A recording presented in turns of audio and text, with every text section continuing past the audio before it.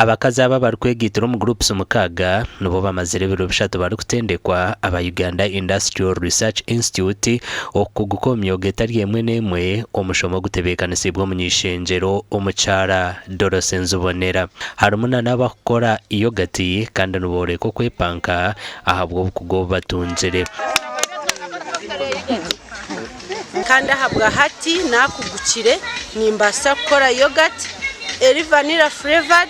straw flavored, strawberry flavored, hamwe naya neyo kutamo bwoki ari nuko murembe okore ko bukugu nashobora nko kuyogatera ukorwa nimfuna amateganje marungi ngapima ndeba ngutigara mu mizi ndikosa lactometer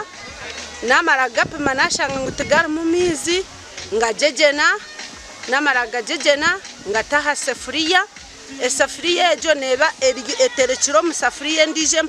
empango ero mwamizi kugira ngo nkore cyo tweta preheating ninga indirect heating. The personal hygiene, if you don't observe the hygiene and sanitation of the product,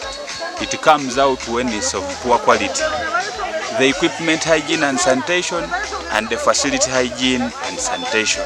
Abandi bakuguciromo kuteka za keki emigati okukorenshaho juice amakara kandi omnyishenjero na yendo bukugobo bweyongereyo mu byanga ni traininga imwe hati yo the trainers mwachategereza hati imwe mubira bakugu egitimu niyo yatorirwemo kugira ngo mubaba kugu tugende tushomesa abacyara abandi narebaho okora juice nareba okoraho cakes n'emigati n'amandazi